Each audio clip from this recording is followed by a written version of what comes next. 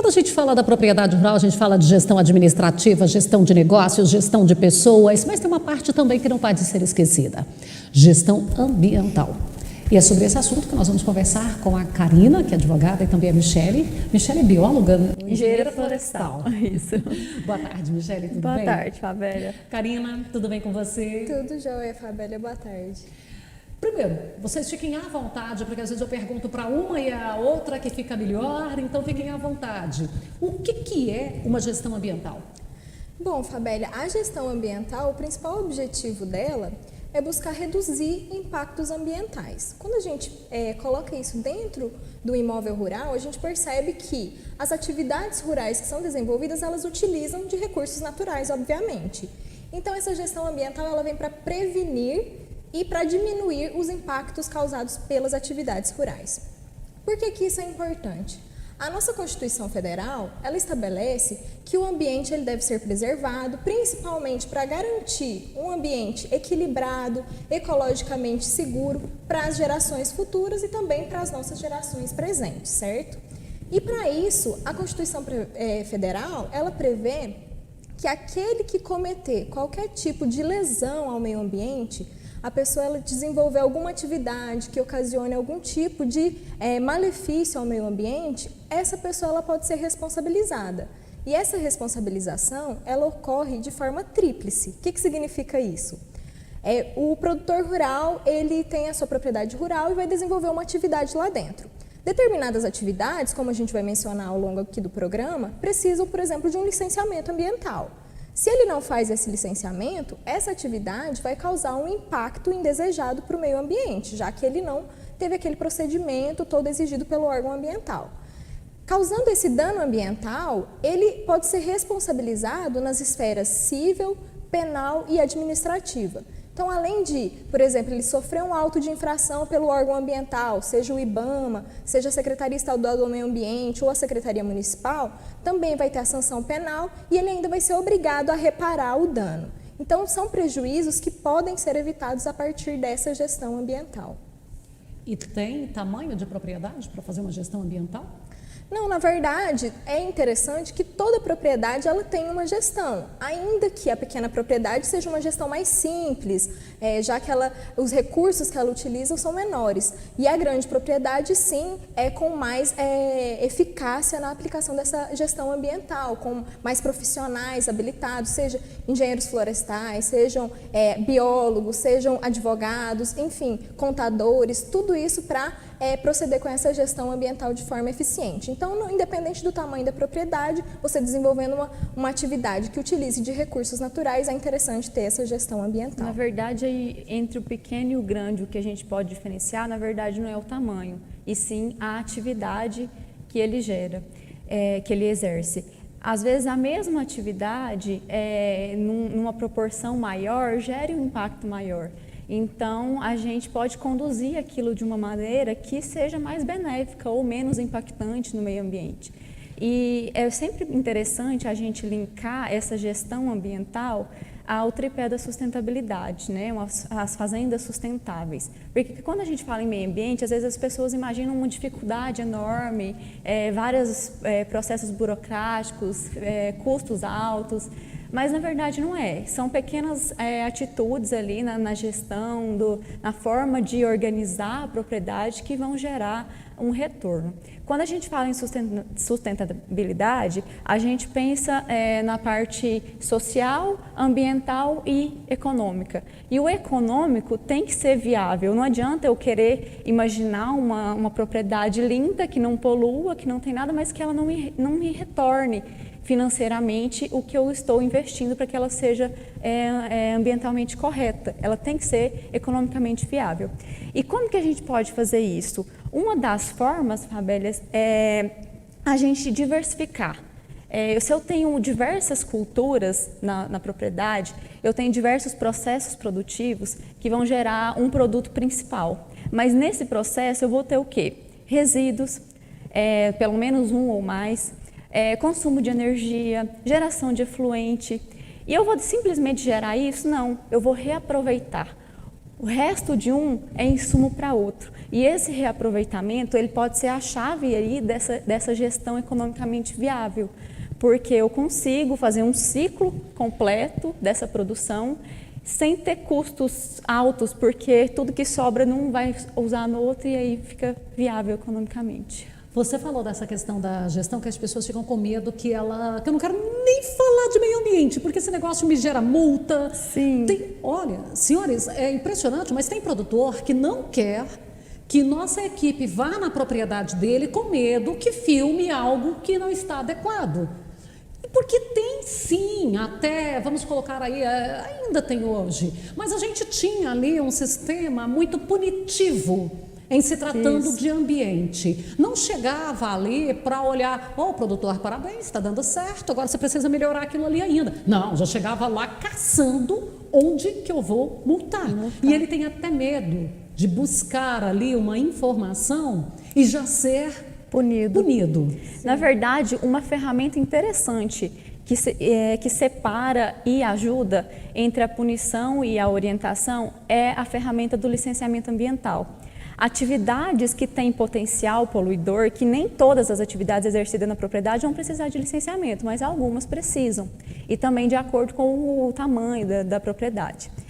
Algumas atividades quando passam pelo processo de licenciamento, elas já recebem toda a orientação pela parte técnica do consultor que o proprietário contratou, quanto do órgão. Então, está no momento da orientação. No momento em que vamos sentar, vamos organizar, o órgão dá o prazo para essa organização e aí você regulariza através do licenciamento. Se eu não passar por esse procedimento, eu posso vir direto ao momento da fiscalização. E aí sim é a parte que seria menos interessante, a punição, né, por aquilo não ter sido organizado antes. Eu tomando a iniciativa de fazer uma gestão, eu pelo menos posso, numa eventual fiscalização, apresentar uma situação de boa-fé? Com certeza, se você já estiver em processo de regularização, você pode ter sua pena ali atenuada ou então nem sofrer a penalização, porque o órgão pode te dar um prazo para apresentar justificativas, você vai mostrar um protocolo em andamento ou alguma coisa nesse sentido. Porque no meio ambiente também eu não consigo recuperar tudo ali rapidamente. Não, exige um tempo. E a propriedade, ela pode ter ali diversas coisas, ela tem geração de resíduos sólidos, resíduos de diversos materiais que podem estar agrotóxicos, né, que ele tem o prazo também para ser entregue. Na produção de gado, por exemplo, eu tenho o efluente, que é as fezes da vaca. Esse efluente ali, ele tem um prazo para ser tratado, ele tem a forma correta de ser tratada nas lagoas, em todo esse material, que pode estar gerando a energia também, ou então o adubo para a lavoura. E isso tudo é uma forma de ter esse prazo, de organizar, para depois, enfim, eu estiver correto. Não é do dia para a noite que eu vou estar correto. E esse assunto, ele vai gerando muito gancho, porque o leque é muito amplo. O produtor, vamos imaginar ali um agricultor. Por onde que ele deve começar nesse trabalho da gestão? Bom, a primeira coisa é contar com profissionais que entendam desse assunto. Verificar se o imóvel rural ele atende todas as exigências legais em relação às áreas protegidas, que é uma grande discussão, que é um grande problema atualmente, principalmente quando a gente fala de reserva legal. Então, a reserva legal é aquela vegetação nativa que é obrigatória dentro da propriedade rural, dentro de um percentual mínimo, que vai depender da localização do imóvel, então vai variar lá de 20%, 35% ou 80%, que deve ser preservado. E como é que funciona essa questão de ver essa regularização ambiental da reserva legal? A gente percebe que hoje o órgão ambiental ele tem muita tecnologia disponível para ele verificar várias situações dentro da propriedade rural. O próprio CAR mesmo, a declaração que é feita no CAR, ela possibilita que o agente da fiscalização do órgão ambiental, ele proceda com a verificação dos dados através de uma imagem de satélite. Então, hoje em dia, é muito mais fácil verificar a regularidade dessa propriedade rural. Então, aquele proprietário rural que tem um déficit de reserva legal, o ideal é que ele faça a compensação ou a recomposição para regularizar isso. Porque uma hora ou outra o órgão ambiental ele pode autuar esse proprietário rural para fazer essa regularização, já que ele tem mecanismos para verificar como está essa situação dentro do imóvel rural. Então, das áreas protegidas, a reserva legal é um dos problemas que a gente tem. Aqui no estado de Goiás, principalmente, a gente percebe que existe um déficit de reserva legal nas propriedades. Então, os proprietários eles precisam buscar um meio de regularizar essa questão, seja através da aquisição de cota de reserva ambiental, seja através da compensação. Então, de alguma forma, ele precisa regularizar essa questão. E isso também serve para as áreas de APP. Então, existem as áreas de preservação permanente dentro de determinados imóveis que elas servem para proteger alguma coisa que está ali, seja um curso d'água, seja uma nascente, seja um topo de morro. Então, essas APPs também precisam estar devidamente regularizadas. E Fabeli, isso é importante porque a gente percebe que as próprias instituições financeiras, na hora de liberar um crédito para o proprietário rural, para o produtor rural, elas analisam todas essas questões ambientais. Então, se o imóvel eles não estiver com uma inscrição no CAR, ok. Se tiver algum débito ambiental, pode ser que essa instituição ela crie algum empecilho para fornecer esse crédito. E por que isso ocorre?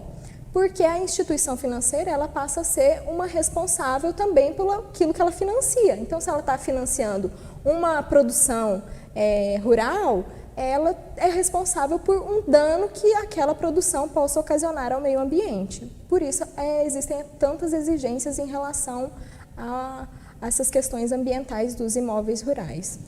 Michele, e aí a importância do profissional certo, porque vai definir o que é que nós vamos fazer agora e criar uma escala de investimento, uma escala de correção naquilo ali. Exatamente. É importante a gente lembrar que nenhuma gestão é padrão.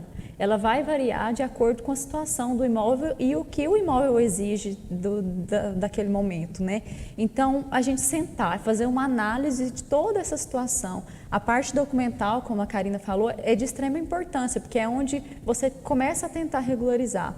E aí, assim, a gente vai aplicando técnicas específicas para cada exigência que tem ali na propriedade, mas ela é individual e precisa de uma análise específica para a propriedade como um todo e depois para cada atividade exercida. Isso. Sim, pode falar. Essa gestão ambiental ela vai proporcionar que o produtor rural ele compreenda o que ele precisa regularizar dentro da propriedade dele, o que ele precisa fazer para desenvolver aquela atividade dentro da propriedade. Ele tendo essa compreensão, ele vai conseguir fazer um planejamento melhor do passo a passo da atividade que ele está desenvolvendo. Então, por isso a importância dessa gestão ambiental na propriedade.